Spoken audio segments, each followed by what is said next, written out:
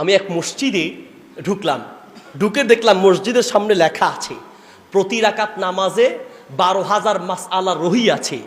নামাজ পড়িতে হলে 12,000 মাসআলা, প্রতি রাকাতের 12,000 মাসআলা শিখিতে হইবে।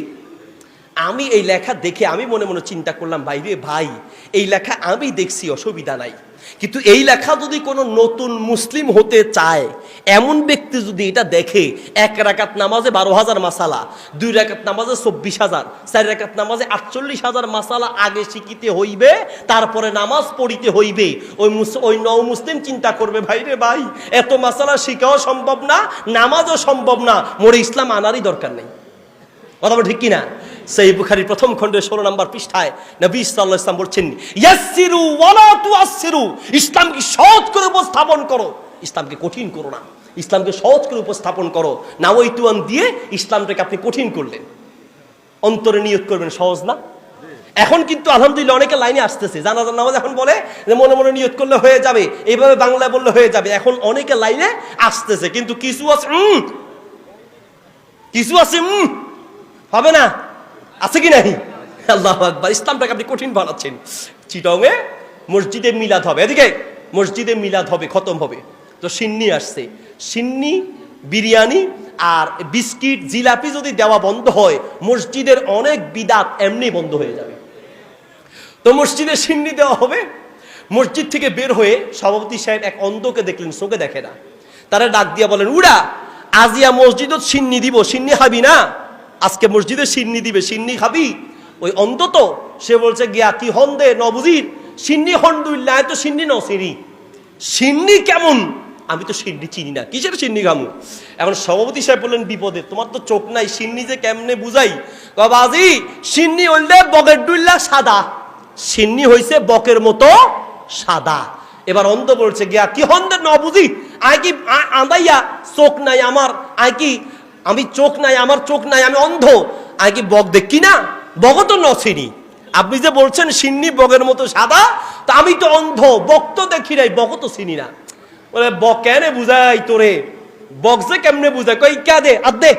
হাত দিছে, হাত দেওয়ার পরে ওই অন্ধকে বুঝাচ্ছে, কয় বগল দে সাম্মুদিল্লা সিয়ন পিছন দিল্লা মোড়া, সাম্মুদিল্লা সিগন পিছন দিল্লা মোড়া। আসলে বুঝাইতেছে কি সিন্নি, সিন্নি বুঝাতে গিয়ে বকের কাছে গেছে, বকের সামনে দিয়ে এরকম সিকন, পিছন দিয়ে মোটা। ওই অন্ধ ব্যক্তি বলছে, আল্লাহর কসম বাজি, আই সিন্নি নহাইম গলা আটকে মরি যাইম গই, সামনে সিকন পিছনে মোটা, তো এটা আমি খাবো না, খেলে গলায় আটকে মরে যাবো, দরকার নাই ভাই, আমি এটা খাবো না। এই হলো আমাদের অবস্থা। ইসলামটাকে আমরা এমন কঠিন বানিয়েছি, রাসূলের সুন্নাহকে বাদ দিয়ে বাড়াতে বাড়াতে ইসলামের নামে বহু বিদআত সমাজ আবিষ্কার করেছে, ঠিক কিনা? রাসূলুল্লাহর সালাত হলো আল্লাহু আকবার দিয়ে সালাত শুরু হবে, আসসালামু আলাইকুম দিয়ে সালাত শেষ হবে, এটা রাসূলুল্লাহর সালাত। এদিকে সালাতের আগে আমরা এই যে নাওয়াইতুয়ান বানালাম, নিয়ত হলো অন্তরে। আবার এটা দলিল দেই, কি বাপদাদারা শিখায় আসছে, মিয়া সাহেব বাপদাদারা যা ভালো করেছে সেটা মানেন, কিন্তু বাপদাদাদের ভুল আমরা দুনিয়ায় কোথাও মানি না, খালি ইসলামের ক্ষেত্রে আসলে বাপদাদা দেখাচ্ছেন। কোথায়, কয় জায়গায় আপনি আপনার বাপদাদাকে মানছেন? আপনার বাপদাদা ছোটবেলায় পড়েছে, আমি অনেক সময় বলি, আপনার বাবা, আমার দাদা ছোটবেলায় পড়েছে আলিফ বে তে সে জিম হে খে দাল জাল রে জে। এখন কি বেতেসের যুগ আসেনি? আসেনি। এখন আলিফ বা তা সা জিম, এখন আর বেতেসের যুগ নাই। আপনি যদি বলেন হুজুর এইসব বইলে লাভ নাই, বাপ দাদা যেমনে আমিও তেমনে বেতেসে নিয়ে আছি, থাকেন বেতেসে নিয়া, সারা জীবন মূর্খ আর মূর্খই থাকবে, ঠিক কিনা? আপনার বাপ দাদা পড়েছে দন্তা স, এখন আধুনিক শিক্ষিতরা বলছে না, বাপ দাদারা ভুল বলেছে, বরং কি দন্ত স, আমরা বলেছি তালিব্য স, এখন বলছে না তালব্য স। আমরা ছোটবেলায় পড়েছি পেট কাটা মদিনা স, কিসের পেট কাটা? পেটই তো নাই, কাটবে কেমনে? মূর্ধন্য স।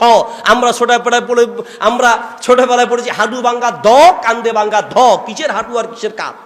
ভাঙবে থেকে কাঁদো নাই হাঁটুও নাই, বরং ধ দুনিয়ার সব ক্ষেত্রে আমরা ভুলটা পরিবর্তন করে সঠিকটা মানার চেষ্টা করছি।